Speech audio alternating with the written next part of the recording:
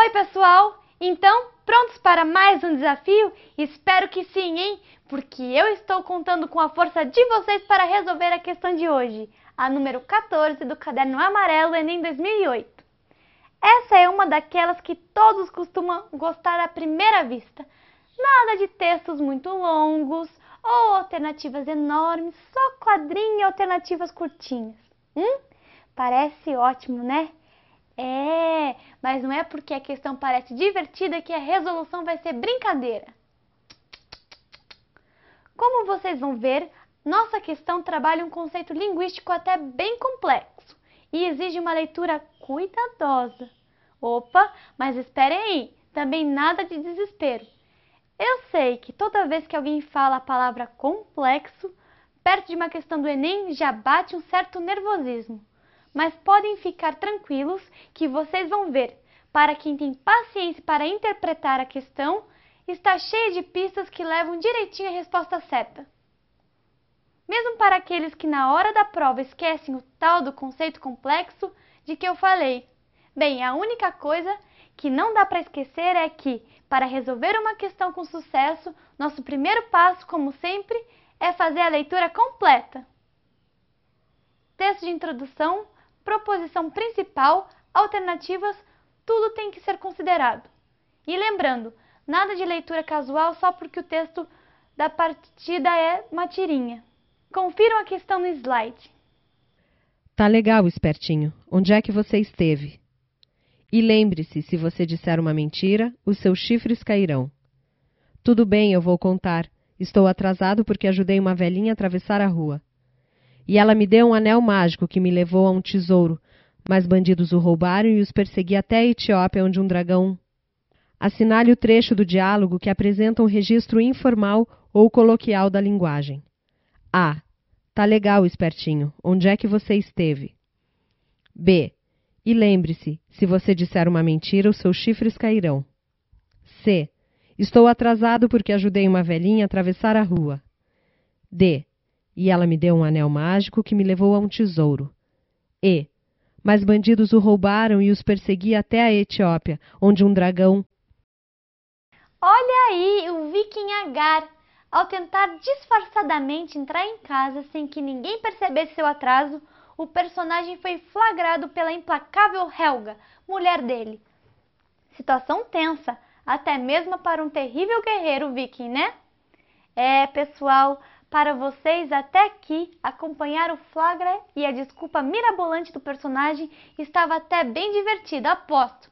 Mas é hora de partir para o trabalho e enfrentar a questão. Vamos lá? O que nos é apresentado primeiro?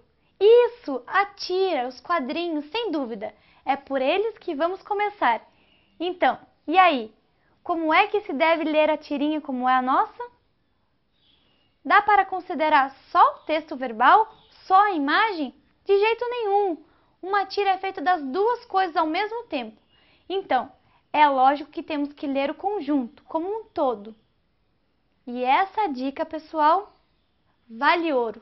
E pode até salvar quem fica nervoso quando encontra na prova uma tira com personagens que nunca viu na vida. Tá, eu disse que a nossa tirinha era do Agar. E se vocês não soubessem nada sobre esse personagem? Sem problemas, a regra é a mesma.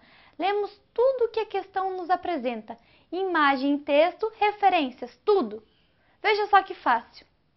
Vamos pescar algumas informações aí no slide. Olhem o primeiro quadrinho.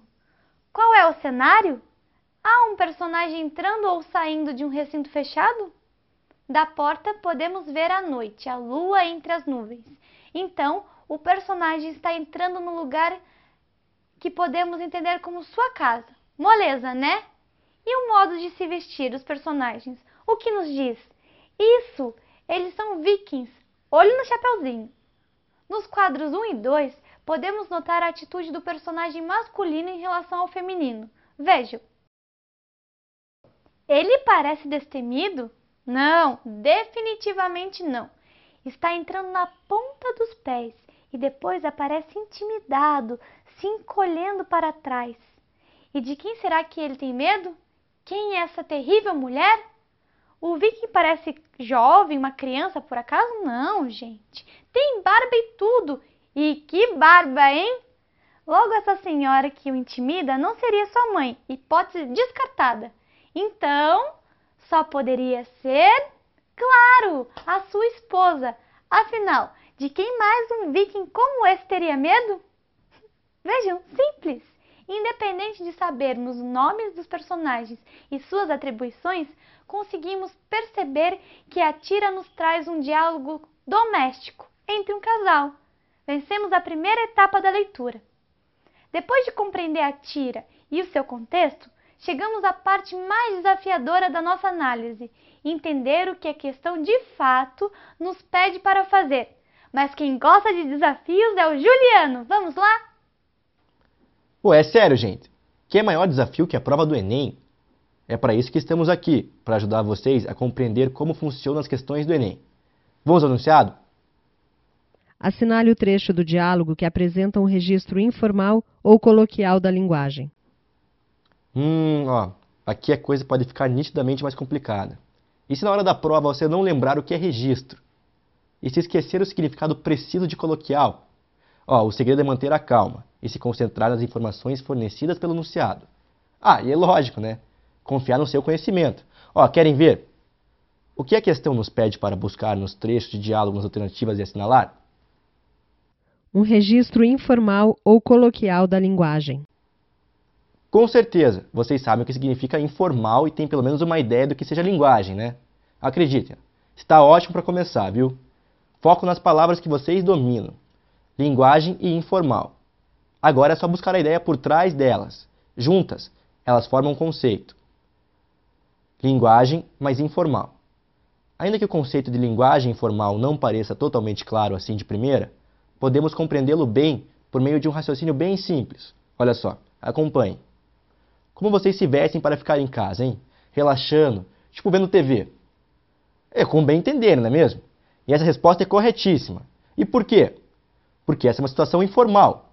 Não sei não, hein? Mas acho que nem o mais vaidoso dos meus amigos iria se sentir obrigado a combinar o sapato com a calça numa situação como essa. Afinal, não existem normas definindo como as pessoas devem se vestir para ver TV em casa. Mas agora, olha só. Se vocês fossem convidados para uma cerimônia da Academia Brasileira de Letras, com todos aqueles escritores respeitáveis e aquele ar de pompa, vocês iriam vestidos com o mesmo despojamento? E as meninas aí? Por acaso simplesmente colocariam qualquer camiseta confortável, sem se preocupar com o ambiente? Se seria adequado para isso? Eu duvido. Aposto que iam querer seguir as regras. Vestir o que é considerado adequado a um evento desses. E o que muda de uma situação para outra, hein? A diferença é que numa situação formal, nos preocupamos em obedecer às regras. No caso, as convenções de um grupo, da sociedade, da moda, do nosso tempo e do nosso ambiente cultural. Tudo bem, mas nessa altura vocês devem estar se perguntando, hein? No caso da linguagem, como que isso funciona? Ora, exatamente do mesmo modo. Ninguém usa a mesma roupa para ir a todo lugar. E ninguém usa a mesma forma de linguagem para falar com todo mundo. Você usaria as mesmas palavras para cumprimentar o seu melhor amigo e o governador de seu estado? Poxa, não tem nem como, né? Uma linguagem formal deve seguir regras estabelecidas, nesse caso específico, pela gramática. Mas não é só isso também não. Na linguagem formal, é necessário empregar, por exemplo, palavras oficializadas, que não sejam parte só do jeito de falar ou escrever de uma turma de amigos, por exemplo. Vejam só, é bem fácil. Na linguagem, o mais formal é normalmente também o mais oficial, o que está nos dicionários, nas gramáticas dita os padrões da linguagem formal. E a linguagem informal, então? Como seria caracterizada, hein? Tá difícil? Você aí quer parar para tomar um refri? Ou ainda tá ligado no lance e não vai largar o osso tão fácil, hein? Olha só, perceberam? Se não temos de seguir o oficial, podemos empregar na informalidade. Recursos como encurtamento das palavras. Dizemos refri ao invés de refrigerante, tá em vez de está. E não é só isso, é claro. Estamos livres também para usar expressões populares, as gírias. Vocês lembram da definição de gíria? Olhem lá. Gíria é um elemento da linguagem marcado pela informalidade, pela popularidade. Geralmente, as gírias são usadas por determinados grupos sociais que procuram se diferenciar, caracterizar ou destacar por meio dessas marcas linguísticas. Por falar em definição, vocês estão vendo? Mesmo quem não sabia ou não lembrava como definir registro, chegou até aqui entendendo a questão como queria. Olha só, Paciência para interpretar, que não tem erro. De todo modo, não custa relembrar o que era registro linguístico. E esse é o conceito complexo de que eu falei no começo da nossa análise. Ao final, dá para ver que ele nem era tão complexo assim. A essa altura, vocês sem perceber, já entenderam direitinho o que é registro linguístico. Vocês duvidam?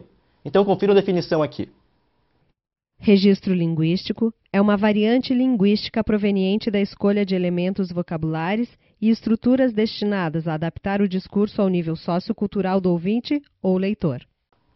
E antes de passarmos para a fase de exploração das alternativas, temos ainda uma outra palavrinha para explorar. O enunciado fala em informal ou coloquial. Coloquial é uma palavra normalmente empregada para classificar o registro típico da fala, mais natural e informal, portanto. Bem, pessoal, se nós já tínhamos entendido antes, acho que agora está claríssimo, né? Daqui quem segue é a Ellen. Ok, gente. Já vencemos a etapa mais difícil, que é entender o conceito que a questão trabalha. Também já sabemos o que fazer. Buscar o registro informal. É hora das análises das alternativas. Mas cuidado! Esse momento ainda pode ser crítico. E querem saber o pior? Ele é mais crítico para o bom leitor. Pois é, aposto que tem gente aí se perguntando. Essa questão nos mostra um diálogo entre personagens íntimos entre si numa cena doméstica. Então, toda a linguagem ali não deveria ser coloquial? A pergunta faz sentido. E é por isso que aqui não basta saber o conceito. Nós temos de fazer uma análise detalhada, alternativa a alternativa.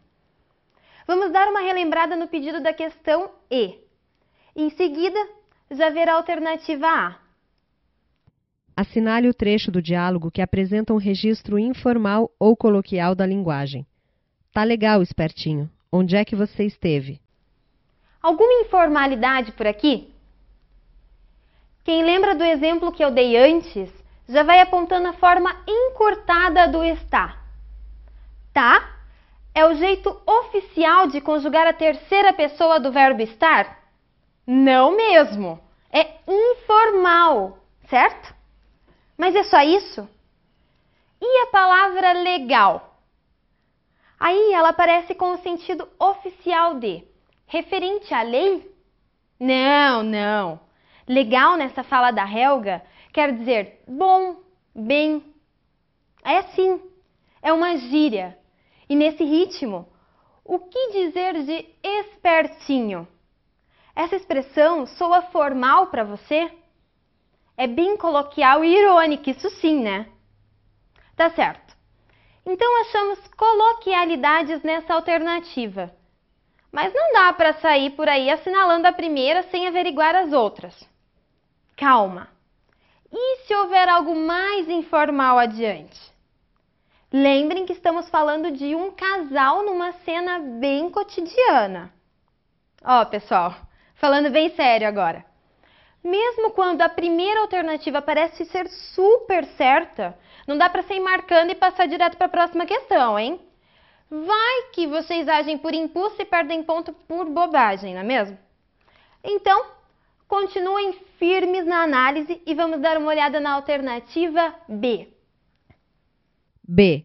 E lembre-se, se você disser uma mentira, os seus chifres cairão.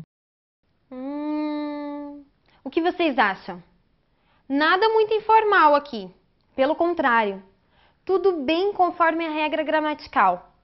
Vejam lá, a conjunção se, seguida pelo disser, verbo no subjuntivo. E na oração seguinte, o verbo no futuro, cairão. Diz aí, alguém fala em casa para os parentes que os amigos chegarão à noite. A gente diz no máximo que os amigos vão chegar. Podemos com certeza descartar a alternativa B. Próxima. C. Estou atrasado porque ajudei uma velhinha a atravessar a rua.